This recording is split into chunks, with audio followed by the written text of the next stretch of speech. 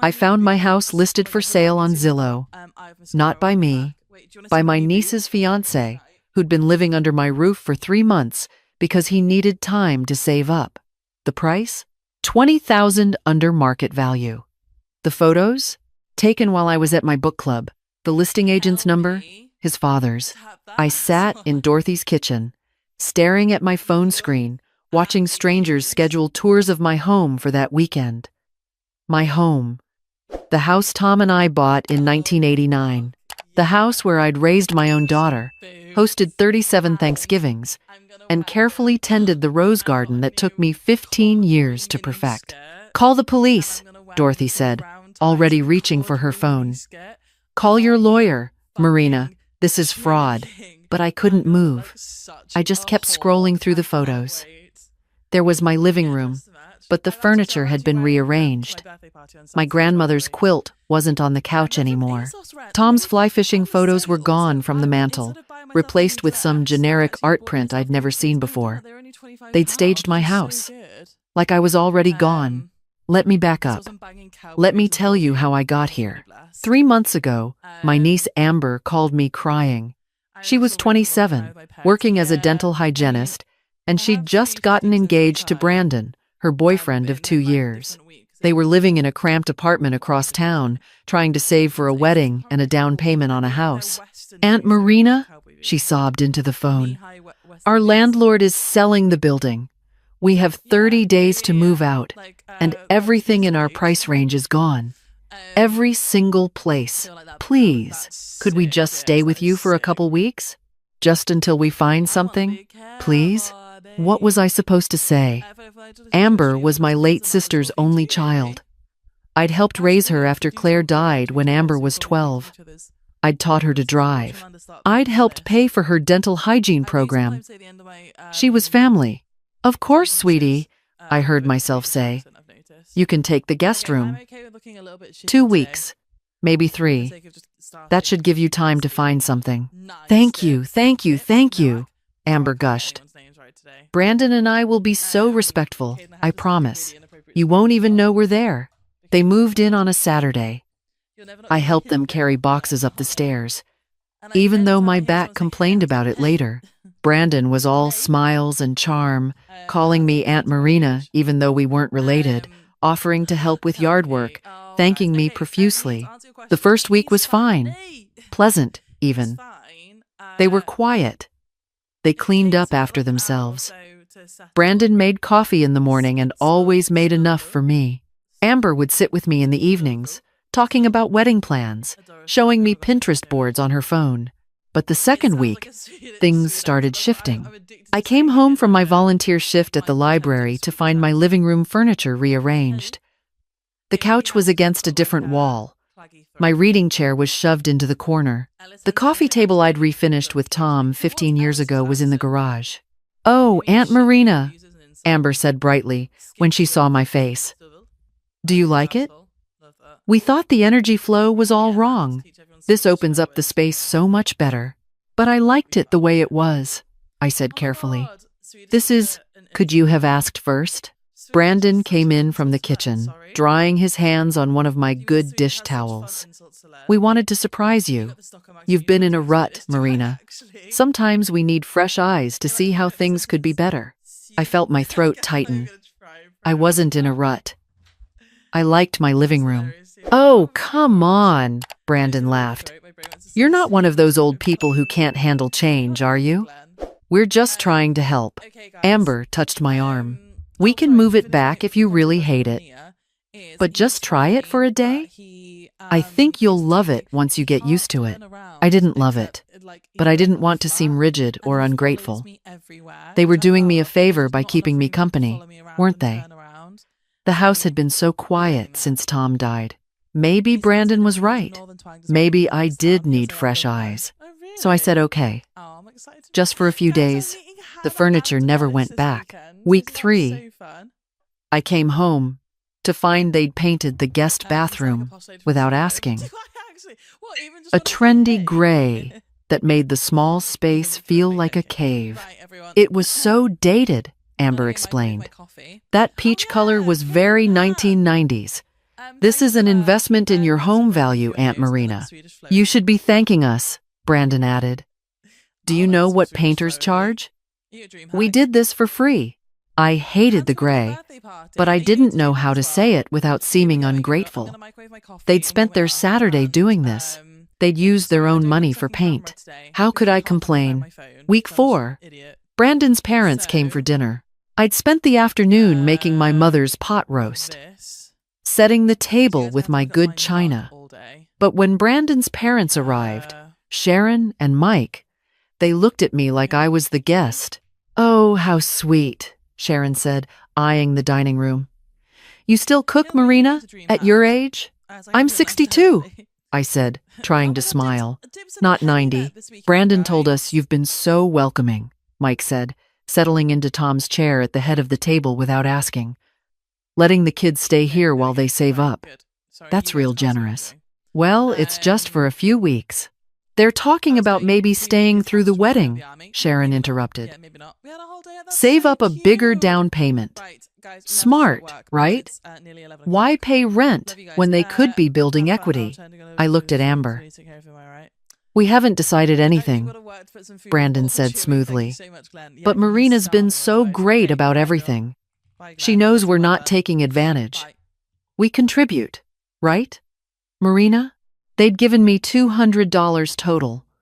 Once, 6 weeks ago, for a house they were living in rent-free, using all the utilities, eating my food.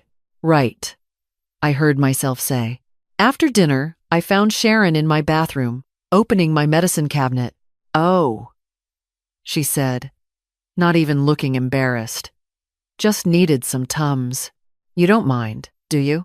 I minded very much, but I just smiled and said there were Tums in the kitchen drawer. 2 months in, I knew I'd made a mistake, but I didn't know how to fix it. They'd taken over the house completely. Brandon had set up a home gym in my craft room. All my quilting supplies were in boxes in the garage, next to Tom's fly fishing equipment and the coffee table. Amber had rearranged my kitchen cabinets to make more sense. I couldn't find anything anymore. They had friends over without asking.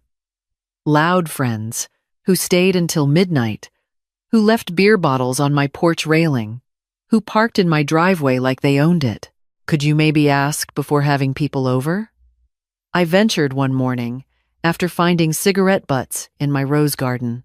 It was just a few friends, Brandon said, not looking up from his phone. But this is my house. Exactly. Your house. So generous of you to share it. We're just trying to build community here, Marina. You've been so isolated since Tom died. This is healthy for you. He'd turned my boundary into a character flaw. And somehow, I was apologizing. You're right, I said. The cigarette butts in the roses. I'll talk to them, he said, in a tone that suggested he wouldn't. I called Dorothy that night, whispering in my own bedroom like a prisoner. You need to give them notice, Dorothy said firmly. 30 days. Legal eviction notice. This is your house, Marina. But Amber is Claire's daughter. She's all I have left of my sister, and she's letting her fiancé walk all over you. Claire would be furious. I knew Dorothy was right. But I couldn't do it. Not yet. I'd try one more time to set boundaries, one more conversation. The next morning, I made coffee for all of us. I asked them to sit down. I'd rehearsed this. I love having you here, I started. But I think we need to talk about some guidelines. House rules, you know? Like asking before having guests, not rearranging furniture, maybe contributing to groceries. Are you serious right now? Brandon's face went red. After everything we've done for you? Done for me? The painting. The furniture arrangement. Making this place look decent instead of like a museum to the past. Keeping you company so you're not alone all the time. And now you want to charge us rent? I'm not charging rent. I'm just asking for some consideration. We have been considerate. Amber's eyes filled with tears. I do want to help. Then stop being so controlling. Brandon stood up. Every time we try to make a change, you complain. Every time we have friends over, you sulk. Maybe the problem isn't us. Maybe it's you, Marina. Maybe you're too stuck in your ways to let anyone in. I felt like I'd been slapped. That's not fair, isn't it? He grabbed his keys. Come on, Amber. Let's give her some space. Maybe she'll realize how good she has it. They left. I sat at my kitchen table and cried. By the time they came back that evening, I'd convinced myself Brandon was right. I was being controlling. I was stuck in my ways. I was lucky they were here, keeping the house from being so empty and sad. I apologized. I'm sorry, I said. You're right. I've been rigid. Let's start fresh. Amber hugged me. Thank you, Aunt Marina. I knew you'd understand. Brandon just nodded, like he'd expected nothing less. That's when things got worse. Week 10, they moved into my bedroom. The main bedroom. The one I'd shared with Tom for 33 years. I came home from grocery shopping to find them carrying my clothes into the guest room. What are you doing? We're getting married in 4 months, Amber said. We need space for a king bed. The guest room only fits a queen. And you're just one person, Aunt Marina. You don't need all this space. But this is my room, and we'll take such good care of it, Brandon said. We've already ordered new furniture. Modern stuff. You're going to love it. Where are Tom's things? In the garage, Amber said, like it was obvious. Don't worry, we were careful with them. I stood in the hallway, watching them hang their clothes in my closet, and I felt something inside me crack, but I didn't say anything. I just went to the guest room, sat on the narrow queen bed, and stared at the gray walls. Dorothy came over that night. She took one look at me and poured 2 glasses of wine. This ends now, she said. You call a lawyer tomorrow. I can't afford. My son-in-law is a real estate attorney. He'll do it for free. It's not abuse. They're just young and thoughtless. It's abuse. And it's going to get worse. She was right. Week 11, Sharon and Mike came over again. This time with a real estate agent. Just getting a market analysis. Brandon said casually, you know, for when you're ready to downsize. I'm not downsizing. Not now, Sharon said gently. But eventually, Marina, this house is too big for one person. And the maintenance costs. You're on a fixed income, aren't you? I'm fine financially. For now, Mike said. But what about in 5 years? 10? Wouldn't it be smarter to sell while the market's good? Move into a nice senior community? They have activities, people your own age. I don't want to move. The real estate agent, a woman named Jennifer, was measuring the living room with a laser tool. It's a seller's market. You'd get top dollar. And with the improvements the kids have been making, you'd probably exceed asking. What improvements? The paint, the furniture staging, the curb appeal work Brandon did. She smiled. You're lucky to have family who cares so much about property values. They were in my house with a real estate agent, talking about selling it. And somehow, I was the unreasonable one for objecting. After they left, I confronted Amber. I never agreed to sell. We know, Aunt Marina. We're just exploring options, planning ahead, being responsible. This is my house. Of course it is, Brandon said. No one's saying otherwise. But you have to admit it makes sense. Eventually, and we'd make sure you got a great place, somewhere safe and comfortable. Somewhere they could control me completely, he meant. Somewhere I'd have no power at all. That night, I couldn't sleep. I lay in the guest room, listening to them laughing, in my bedroom, in Tom's bedroom, and I made a decision. Tomorrow, I'd call Dorothy's son-in-law. Tomorrow, I'd start the eviction process. Tomorrow, I'd take my house back. But tomorrow came, and I lost my nerve. Maybe I was overreacting. Maybe I should give them one more chance. That's when I found the Zillow listing. I'd gone to Dorothy's for book club, like I did every Wednesday. We were discussing a mystery novel, something about a woman who slowly realizes her husband is poisoning her, and I kept thinking about my own situation. "You look exhausted," Dorothy said after everyone else left. "Have you been sleeping?" "Not really." She made tea, and then, casually, she asked, "Have you checked your home's value recently? Just curious what houses in your neighborhood are going for." I pulled out my phone, typed in my address on Zillow, and there it was. My house. Listed for sale. 3 days ago, the photos were professional. Every room perfectly staged. My personal items gone, replaced with generic decor. The description called it a charming 3-bedroom with mountain views, perfect for a growing family. The listing agent, Mike Henderson, Brandon's father. I made a sound I didn't recognize. Something between a laugh and a scream. "Marina?" I showed her the phone.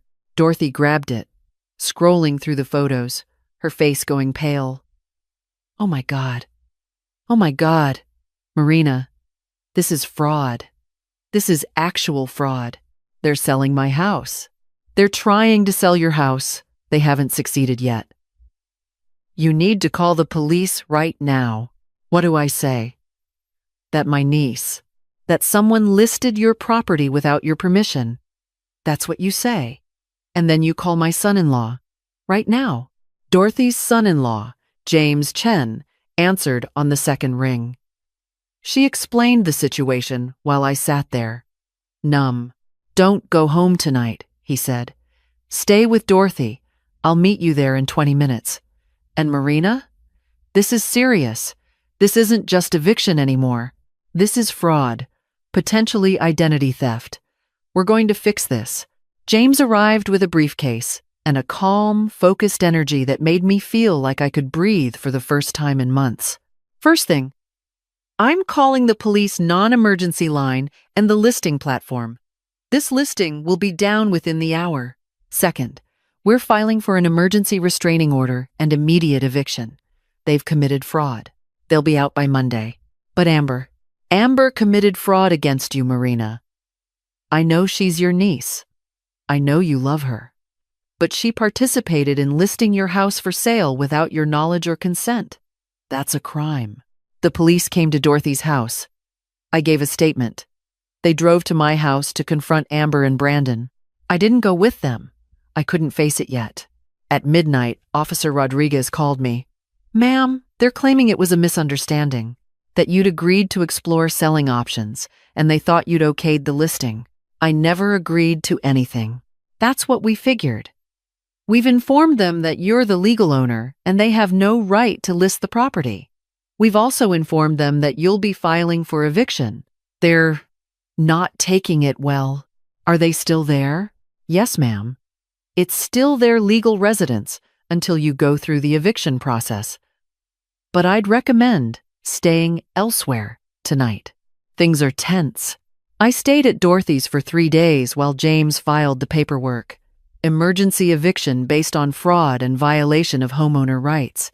It moved faster than normal evictions because of the Zillow listing, the documented proof of their intentions. On Friday, a sheriff's deputy served them the papers. They had 72 hours to vacate. Amber called me 17 times. I didn't answer.